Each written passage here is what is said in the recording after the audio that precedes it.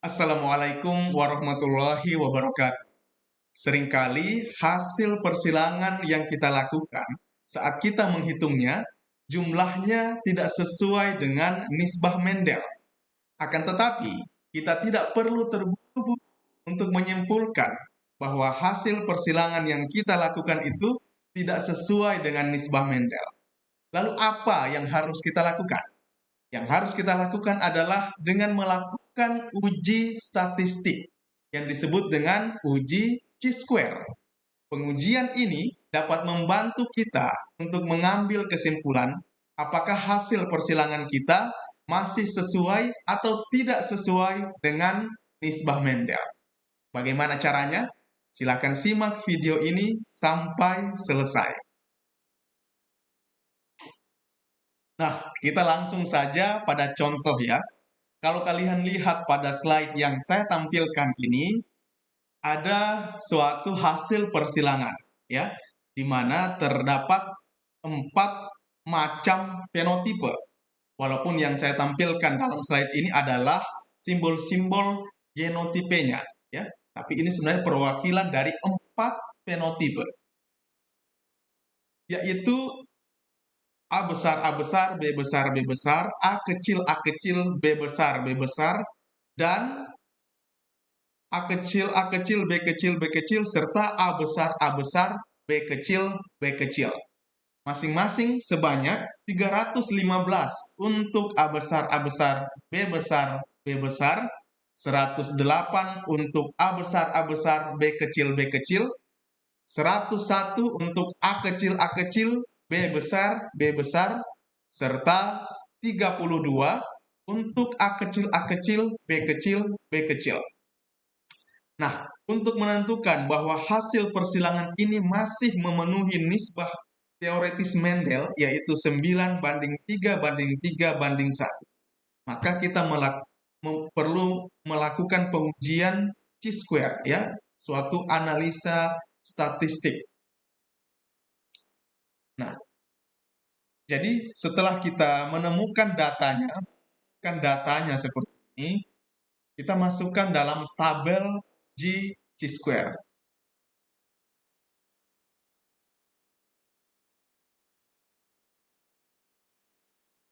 Nah, hasil analisis tadi, hasil perhitungan tadi yang kita temukan di lapangan, kita masukkan dalam tabel seperti ini. Jadi ada kolom kelas fenotipe, ada kolom hasil percobaan, ya. Kemudian ada kolom hasil yang diharapkan atau hasilnya jika dia sesuai dengan nisbah teoretis Mendel. Lalu kemudian ada kolom selisih antara hasil percobaan dengan hasil yang diharapkan. Dan yang terakhir adalah kolom nilai chi-square hitung, ya, nilai chi-square hitungnya.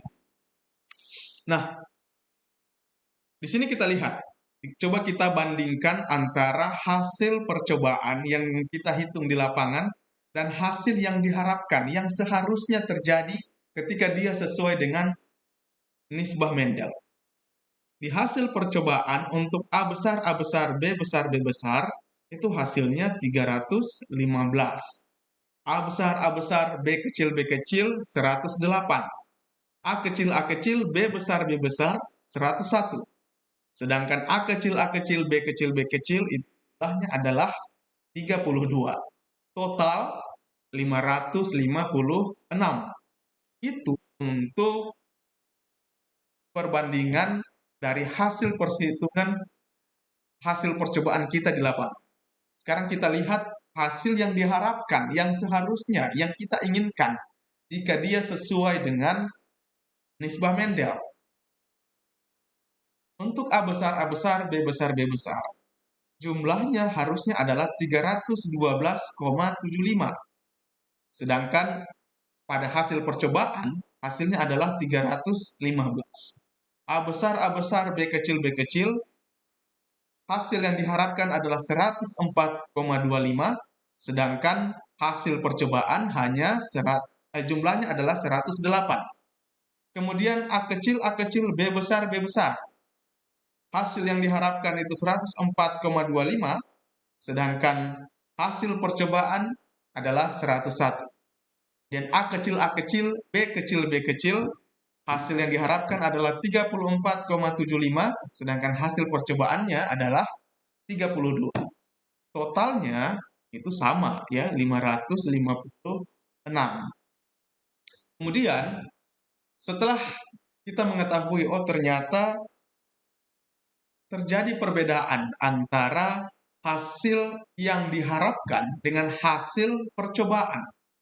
Nah, setelah itu kita masuk pada kolom selanjutnya, yaitu kolom selisih antara hasil yang diharapkan dengan hasil percobaan.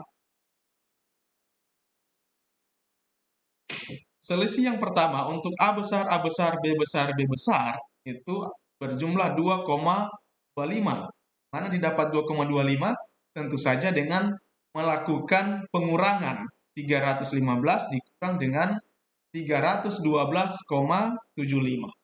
A besar, B kecil, selisihnya adalah 3,75. Dapatkan dari 108 dikurangi 104,25. Kemudian A kecil, B besar, jumlahnya atau selisihnya adalah 3,25. Dari mana ini 3,25? 104,25 dikurangi 101. Ya. Jadi, karena ini mencari selisih, maka yang dilakukan adalah angka terbesar dikurangi angka terkecil. Ya. Tidak harus hasil percobaan dikurangi hasil yang diharapkan. Tidak. Ya. Tapi angka terbesar dikurangi angka terkecil.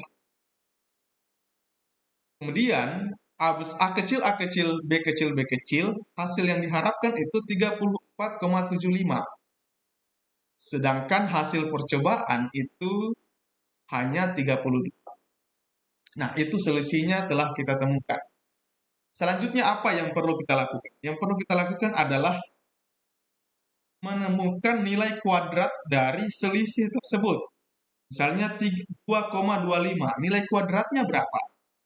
3,75, nilai kuadratnya berapa? 3,25, nilai kuadratnya berapa? Ya. Artinya di 2,25 pangkat 2. Artinya 2,25 dikali dengan 2,25. Kemudian 3,75 kali 3,75. 3,25 kali 3,25, lalu 2,75 kali 2,75. Nah, hasil dari kuadran tersebut, ya, pengkuadratan tersebut, jadi 2,25 dikali 2,25, hasilnya dibahagi dengan nilai hasil yang diharapkan. Ya. Nah, misalnya 2,25 kali 2,25, hasilnya dibahagi dengan 312,75. Setelah dibahagi, hasilnya adalah 0,016. Nah, begitu juga dengan 3,75 dikali 3,75 bahagi 104,25, hasilnya 0,135. Kemudian 3,25 dikali 3,25, kemudian hasilnya dibagi dengan 104,25, hasilnya adalah 0,101. Kemudian 2,75 dikali dengan 2,75, hasilnya dibahagi dengan 34,75. Hasilnya adalah 0,218. Kemudian 0,016 ditambah 0,135, lalu ditambah 0,101, lalu ditambah lagi 0,218, hasilnya adalah 0,470. Nah, kita telah menemukan nilai chi-square hitungnya, ya, yaitu 0,470. Untuk mengetahui apakah hasil percobaan yang kita lakukan itu masih sesuai dengan nisbah Mendel atau tidak, ya, itu hasil hitung chi-square-nya perlu kita bandingkan dengan chi-square tabel. Ya, perlu kita bandingkan dengan chi-square tabel. Sekarang kita lihat aturan. Jika nilai chi-square hitung ya lebih kecil daripada chi-square tabel, maka dikatakan bahwa hasil persilangan yang diuji masih memenuhi nisbah Mendel.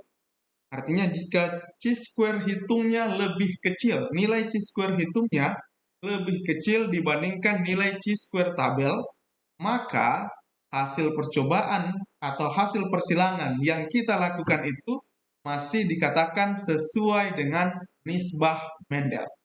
Nah, tentu muncul pertanyaan, lalu di mana didapatkan nilai chi-square tabel? Kita sudah menemukan nilai chi-square hitung, yaitu 0,470.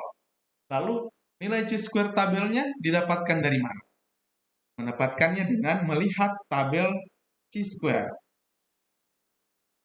Ya, ini. Jadi kalian bisa cari di internet nilai chi-square tabel ya. Jadi kalau kalian lihat ini uji chi-square test ya, uji chi-square itu bukan, jangan dibaca x kuadrat, x pangkat 2 ya, tidak, tapi chi-square. Itu simbol chi, bukan dibaca x ya, tapi baca chi ya. Nah, apa yang perlu kita lakukan setelah kita menemukan tabel chi-square seperti ini? Yang perlu kita lakukan adalah menentukan terlebih dahulu nilai derajat bebas. Ya, menentukan terlebih dahulu nilai derajat bebas. Nah, dari mana derajat bebas itu? Derajat bebas merupakan banyaknya kelas fenotip dikurangi 1. Sekarang kelas fenotip kita berapa tadi? Ada 4 ya. Ada A besar, B besar, B besar, A besar, B kecil, B kecil, A kecil, B besar, dan A kecil, B kecil, B kecil. Ini jumlah kelas fenotip, yaitu 4. Ada 4 kelas fenotip. Nah, aturannya untuk menemukan derajat bebas, banyaknya kelas fenotip dikurangi 1. Artinya ada 4 kelas yang kita punya, ya, kelas fenotip yang hasil persilangan kita, dikurangi 1, hasilnya adalah 3. Maka nilai derajat bebasnya adalah 3. Ya. Kemudian kita lihat lagi kolom peluangnya ya, biasanya yang digunakan itu adalah 0,05 ya. Nah, setelah kita lihat, kita dapatkan derajat bebasnya nilainya 3 dan peluang yang digunakan adalah 0,05, lalu kita tarik garis yang menghubungkan 3 ya, derajat bebas 3 dengan peluang 0,05. Kita dapatkan di situ ternyata ketemu pada angka 7,815 ya. Nah, dari sini kemudian ternyata kita sudah menemukan dua nilai chi-square, baik itu chi-square hitung ataupun chi-square tabel ya. Chi-square hitungnya itu nilainya adalah 0,470, sedangkan chi-square tabelnya adalah 7,815. Ketentuannya tadi dikatakan adalah apabila nilai chi-square hitung lebih kecil dibandingkan nilai chi-square tabel, maka hasil percobaan dinyatakan masih sesuai dengan nisbah Mendel. Sekarang, kalau kita lihat dari hasil pengujian yang kita lakukan, ternyata nilai chi-square hitungnya lebih kecil dibandingkan dengan nilai chi-square tabel. Chi-square hitung nilainya 0,470, sedangkan chi-square tabel nilainya adalah 7,815. Artinya, hasil percobaan tersebut masih sesuai dengan nisbah Mendel. Ya. Nah, sekarang kita lihat contoh selanjutnya. Nah, di sini ada 2 kelas. Kalau tadi 4 kelas, ya. Ini terdapat 2 kelas. 2 kelas yaitu kelas merah dan kelas putih. Hasil percobaan, kelas merah jumlahnya 290, kelas putih jumlahnya 110, sedangkan hasil yang diharapkan merah itu harusnya 300 dan putih harusnya 100. Nah,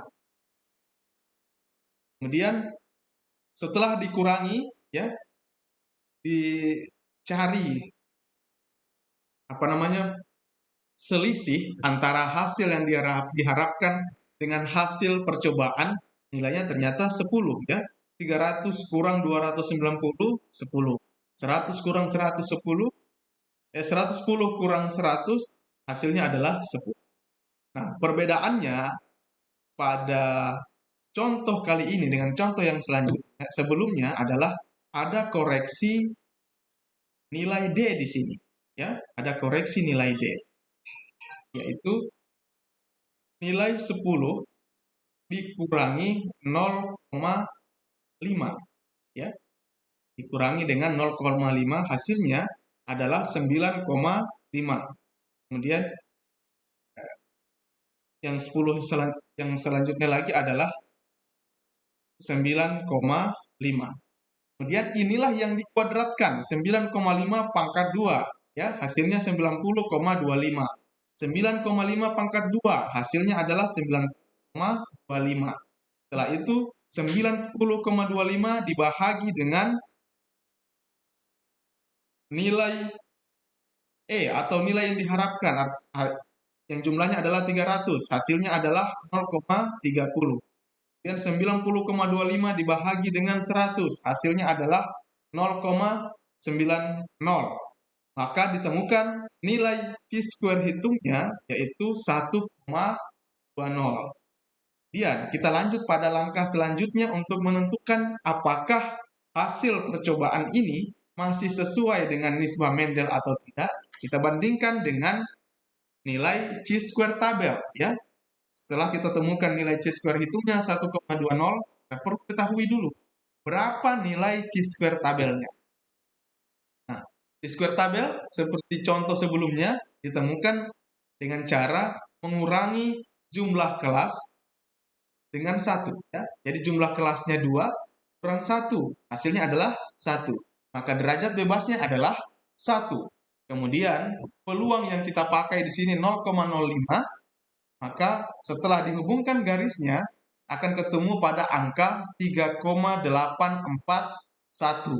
Artinya nilai chi-square tabel masih lebih tinggi dibandingkan dengan nilai chi-square hitung. Maka kita dapat mengambil kesimpulan bahwa hasil percobaan ini masih sesuai dengan nisbah Mendel, ya.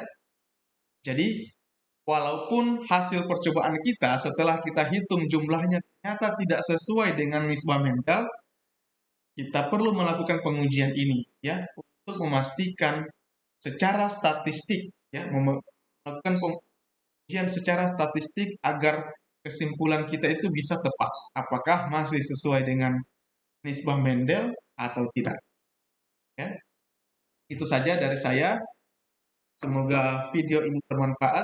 Assalamualaikum warahmatullahi wabarakatuh.